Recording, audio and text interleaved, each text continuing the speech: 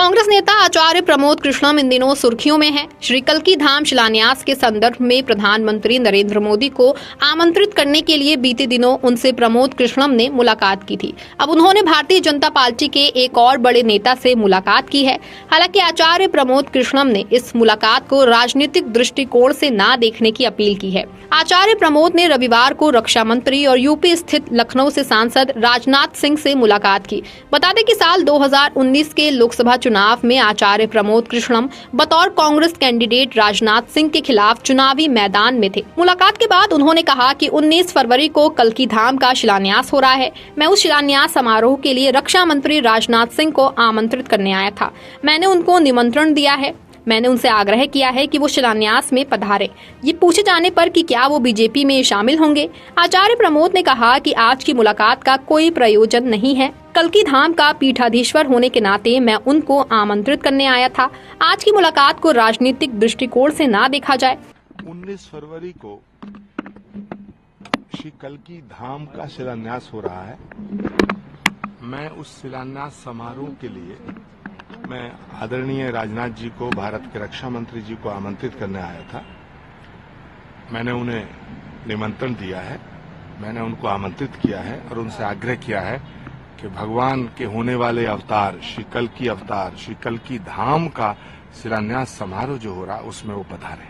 जी sir, कुछ sources ये कह रहे हैं कि आपका ऐसे आके मिलना और जिस तरह के स्टेटमेंट्स आपके रहे हैं तो आप जल्दी बीजेपी भी जाएंगे। आज की मुलाकात का और कोई प्रयोजन नहीं है। कोई राजनीतिक दृष्टिकोण से इसको ना देखा जाए। श्री कल्की पीठाधीश्वर होने के नाते मैं श्री कल्की धाम के शिलान्यास के लिए उन्हें आमंत्रित करने आया था।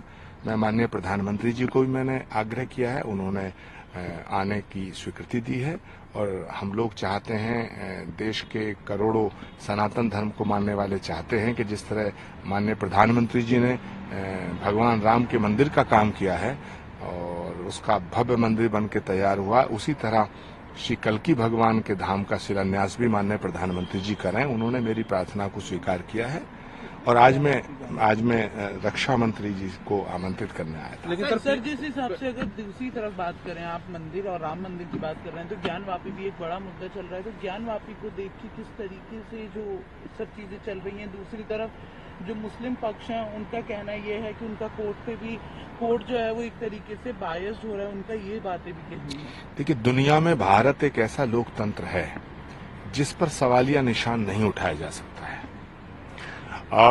भारत में एक स्वतंत्र न्यायपालिका है और न्यायपालिका पर भरोसा भी रखना चाहिए और न्यायपालिका का सम्मान करना चाहिए। भारत में रहने वाले अगर किसी व्यक्ति को भारत की न्यायपालिका पर भरोसा नहीं है तो मुझे लगता है उसे भारत में रहने का अधिकार नहीं है। तो ज्ञानवापी में ऐसा पूजा पाठ होनी चाहिए, आप एज ए संत मानते हैं? अगर अदालत कहती है वो मंदिर है और वहाँ पूजा पाठ का आदेश देती है तो फिर इसमें क्या दिक्कत है? सर उनका ऑल इंडिया मुस्लिम जो ये है उनका ये भी कहना है कि जिन्होंने बाबरी तोड़ी या बाबरी तोड़ के इस तरीके से बना के यहाँ पे मंदिर जो बनाया उस चीज को लेकर उन्होंने टारगेट करते हुए भी बात की कि बाबरी तोड़ने वालों को जो है वो दिया जा रहा है, भारत रत्न दिया जा रहा है। इस तरीके की बातें भी की जा रही है। देखिए, ये बहुत ओछी मानसिकता है, संकीर्ण मानसिकता है और हमारे यहाँ शास्त्रों में एक सूत्र है, प्रत्यक्षम किम प्रमाणम। प्रत्यक्ष को प्रमाण की आवश्यकता नहीं होती है।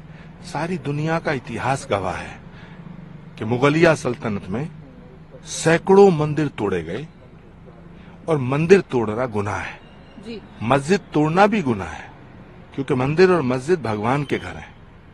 तो मैं ऐसा मानता हूं कि जो मंदिर तोड़ करके जो गुनाह किया गया है सैकड़ों सालों पहले, अगर भारत की न्यायपालिका उसके पक्ष में दोनों पक्षों को सुन करके कोई फैसला देती है तो हमें भारत की न्यायपालिका का सम्मान करना चाहिए, उनके फैसलों का स्वागत करना चाहिए, उनके फैसलों का इंतजार करना चाहिए। जी सर, एक आखिरी सवाल, लालकृष्ण आडवाणी को भारत रत्न दिया रहा है, इस पे कांग्रेस जो है क्वेश्चन कर रही है, अलग अलग स्टेटमेंट्स आ रहे हैं, उसको आप कैसे देखते हैं? अगेंस्ट में बोल रहे हैं। नहीं, आडवाणी जी इतने वरिष्ठ हैं, इतने बुजुर्ग हैं, उन्होंने बहुत सेवाएं की हैं, उनको भारत रत्न मिला है। मैं मोदी जी का धन्यवाद करता हूं और बुजुर्गों का सम्मान करना भारत की संस्कृति है। माना जा रहा है कि आचार्य प्रमोद कृष्णम कल्की धाम शिलान्यास कार्यक्रम के जरिए अपने वर्षों पुरानी राजनीतिक छाप बदल सकते हैं। आचार्य प्रमोद कृष्णम के अचानक से पार्टी छोड़ने की चर्चाओं के तेज होने के बावजूद पार्टी के नेता ऊपरी तौर पर इसे लेकर ज्यादा गंभीरता दिखाते नजर नहीं आ रहे हैं। उधर भाजपा का खेमा भी आचार्य की गतिविधियों और चर्चाओं पर नजर जमाए हुए है। पार्टी प्रवक्ता अंशु अवस्थी के अनुसार आचार्य प्रमोद कृष्णम पार्टी के निष्ठावान कार्यकर्ता हैं। पार्टी छोड़ने की खबरें निराधार है।